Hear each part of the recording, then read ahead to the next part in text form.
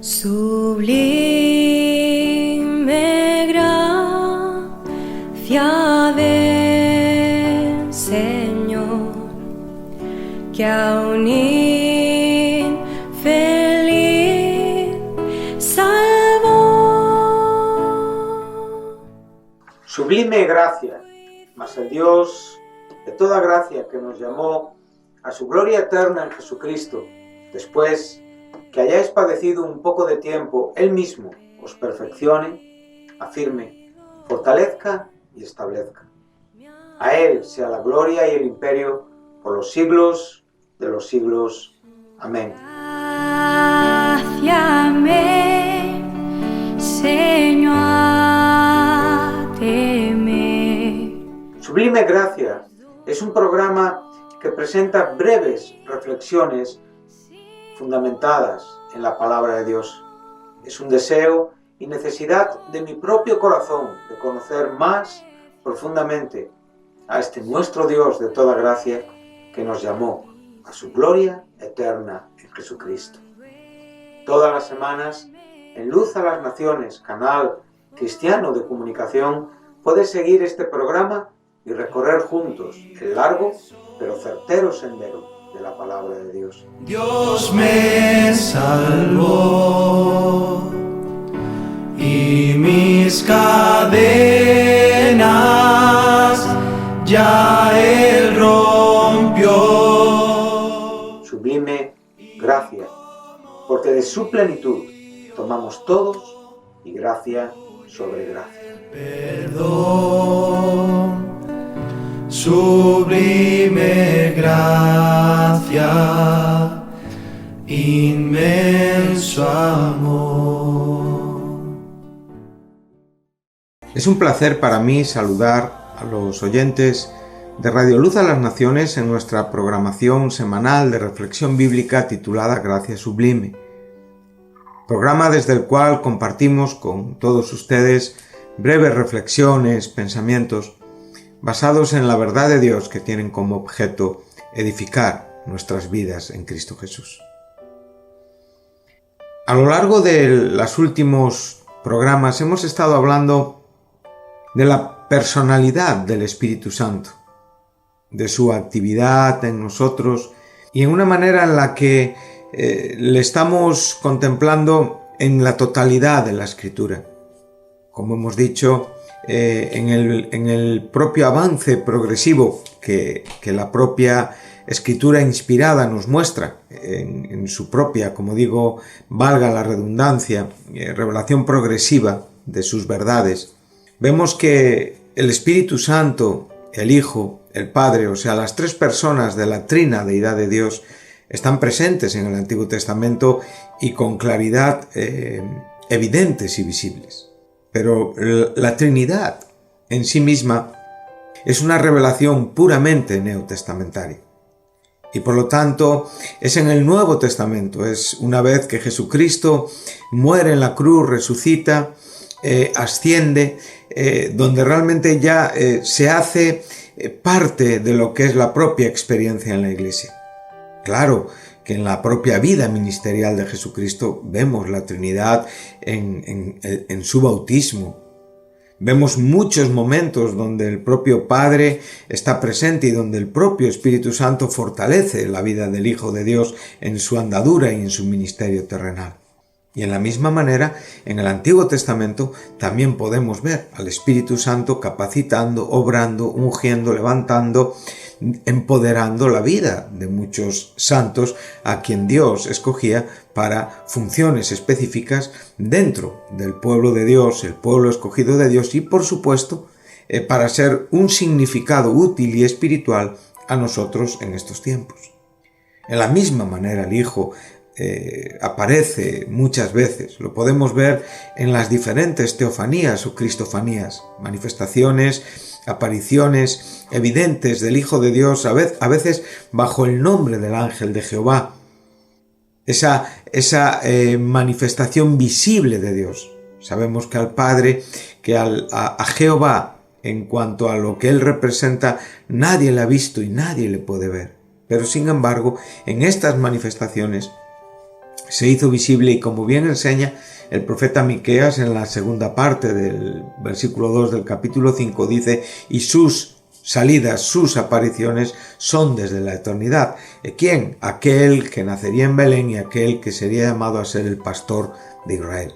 Entonces, cuando podemos contemplar esto, nosotros podemos ver que la Biblia es perfecta, completa y clara desde sus principios, y que realmente siempre tiene esa plenitud, leamos lo que leamos.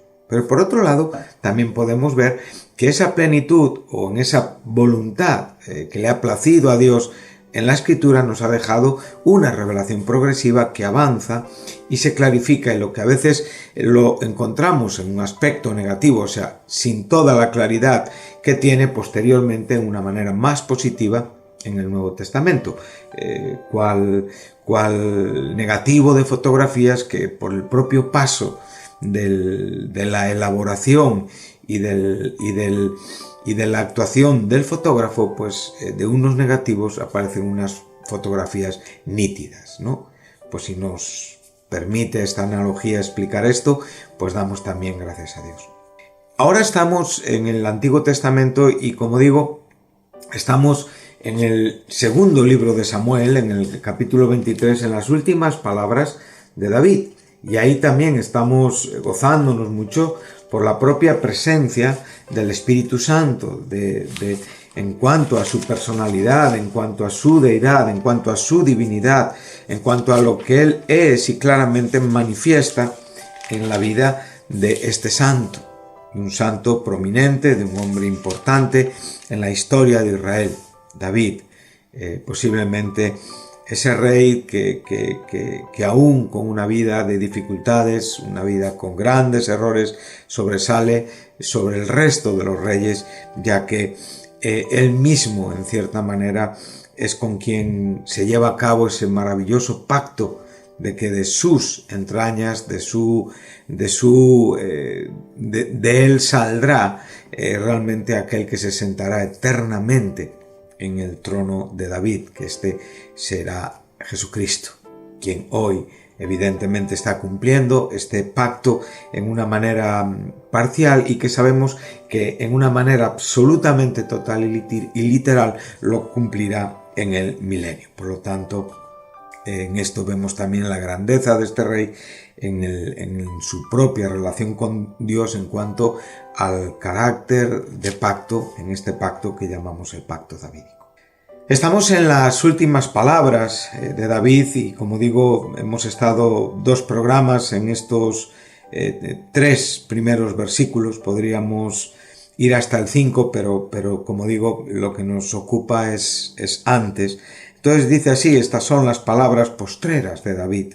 Dijo David, hijo de Isaí, dijo aquel varón que fue levantado en alto, exaltado, dice la versión de las Américas, el ungido del Dios de Jacob, el dulce cantor de Israel. Qué bonito la propia calificación que se está dando a sí mismo. Observemos que él no está diciendo las palabras postreras de David, el rey de Israel o el monarca de Israel. Lo primero es el hijo de Isaí, lo cual es muy importante reflexionar sobre esto. Y después dice el dulce cantor de Israel. Para decir en el verso 2, el Espíritu de Jehová ha hablado por mí, y su palabra ha estado en mi lengua. El Dios de Israel ha dicho, me habló la roca de Israel, habrá un justo que gobierne entre las naciones. Bueno, aquí podemos ver que en el propio paralelismo que estamos leyendo vemos la Trinidad claramente evidenciada en la figura del Espíritu, versículo 2, en la figura de la roca de Israel, que es una figura de Dios, el Dios de Israel, como bien nos enseña el 3.1, y después esa profecía relativa al justo que gobierne entre los hombres, ese justo que gobernará en el temor de Dios y que será como la luz de la mañana, como el resplandor del sol en una mañana sin nubes y como la lluvia que hace brotar la hierba de la tierra, claramente enfatizando y refiriéndose a Jesucristo. Y él muestra en el verso 5 lo que hemos citado antes. Él se ve a sí mismo no como una vida no nos presenta un reconocimiento de una vida perfecta.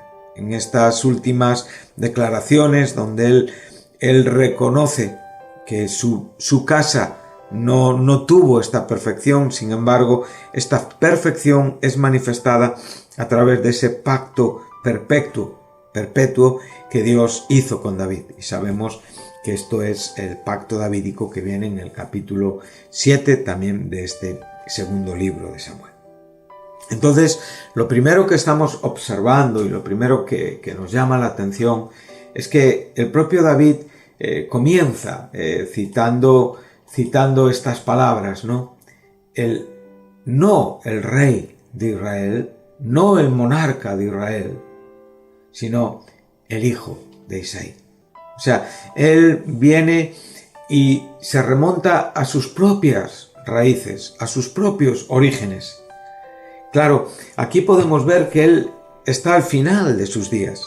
Es curioso que el Salmo 22 es un salmo escrito por David en la juventud, en su juventud. Y es un salmo que tiene que ver con un David lleno de fuerza, lleno de vigor, lleno de experiencias, lleno de expectativas en la vida, ¿verdad? Pero sin embargo, el capítulo 23 nos muestra a un David al fin de su camino, ante, como digo, la cercanía del paso de este mundo a la eternidad. Y él ahí está remontándose, como digo, a sus propios orígenes, a sus propias raíces. Y estas raíces, como digo, las identifica como aquel que es el hijo de Isaí y que a su vez es el varón que ha sido ungido y exaltado. Bueno, en este contraste podemos ver la presencia del Espíritu Santo en la vida de David. Cuando él está refiriéndose a este ungido del Dios de Jacob y a este varón que fue exaltado, observemos que esta palabra exaltado es una palabra hebrea que aparece 2 veces más en el Antiguo Testamento y se refiere únicamente a Dios. Lo podemos contemplar cuando vemos esta palabra, como digo, únicamente 2 veces y se refiere al Dios Altísimo, al Dios de Israel entendido en su grandeza y en su autoridad.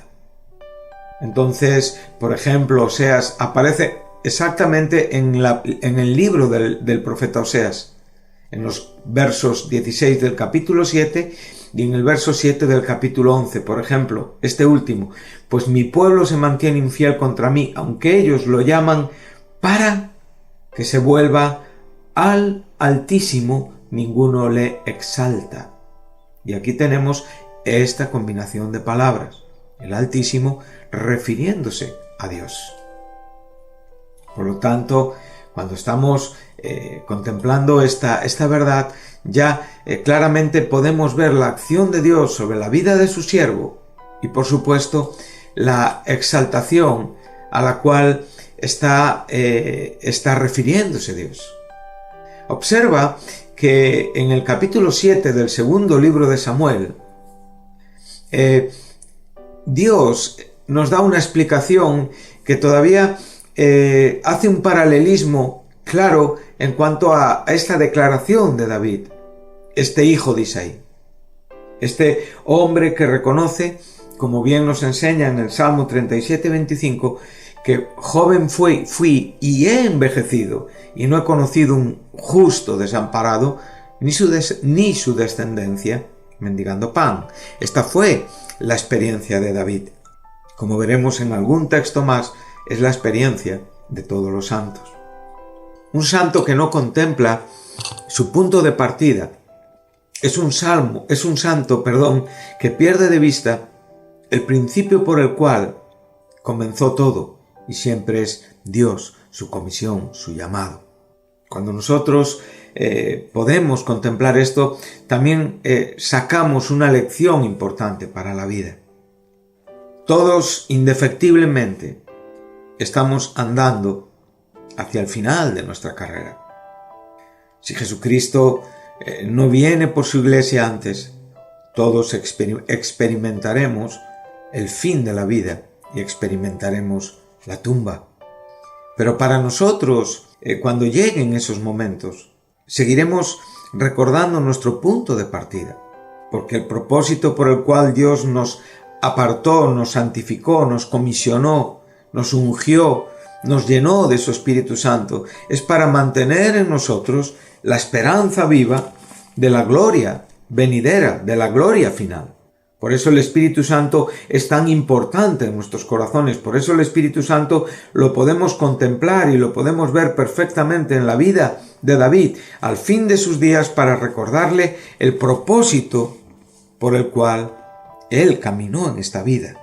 Entonces, cuando nosotros podemos contemplar el principio activo de la santidad de Dios por y a través del Espíritu Santo en nosotros, primeramente vemos, como dice el apóstol Pablo, que este Espíritu Santo da testimonio a nuestro espíritu de que somos hijos de Dios. Esto es una verdad que nos acompaña durante toda nuestra vida.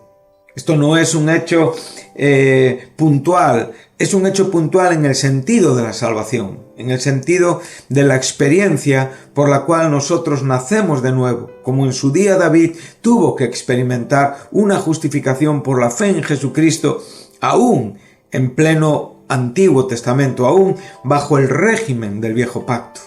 Pero él no ha sido salvo sobre otra base que la justicia de Dios por fe, que la gracia de Dios por fe a través de Jesucristo. Entonces, este hecho puntual nos da un inicio, pero esta verdad, esta experiencia, esta comunicación del Espíritu Santo a nuestro espíritu de que somos hijos de Dios, esto se desarrolla toda nuestra vida, hasta nuestra muerte. Moriremos sabiendo que somos hijos de Dios. Y sabemos que somos hijos de Dios por la comunicación del Espíritu de Dios a nuestro espíritu. Y la razón que el propio Pablo esgrime y la razón que el propio Pablo presenta es que este testimonio del Espíritu Santo de que somos hijos de Dios es porque además de hijos y en condición de hijos y por ser hijos somos herederos. Entonces la herencia ya tiene un alcance mayor. Esto es lo que realmente David está atisbando. David está viendo hacia lo que hay detrás de la cortina de su final. O sea, lo que es el paso de esta vida a la existencia eterna.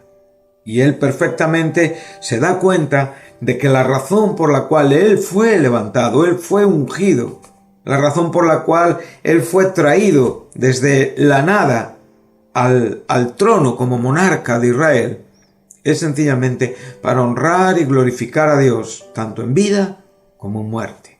Y esto es lo que cada creyente, cada cristiano, debe de pensar siempre. Esta reflexión cada día, esta oración cada día. Gracias, nueva es tu misericordia, Señor. Gracias porque un día me rescataste. Gracias porque un día me salvaste. Gracias porque hoy sigo teniendo esta comunicación de que soy un hijo tuyo, porque tu Espíritu Santo me lo enseña. Y como hijo soy heredero. Y como heredero tengo una experiencia, tengo un copadecimiento en lo que el propio hijo vivió aquí en la tierra. Esto es muy importante, ¿sí? O sea, el padecer juntamente con Cristo nos enseña que también juntamente con Él seremos glorificados. O sea, Cristo anduvo en esta tierra y tuvo padecimientos previos a su muerte en la cruz. Hay veces que las personas únicamente ven hacia esa cruz y siempre veremos hacia esa cruz en el sentido de lo que esa cruz es, el fundamento, la causa de todo, la razón de todo, lo que da significado a todo. En nada nos gloriaremos que no sea en la cruz de Jesucristo.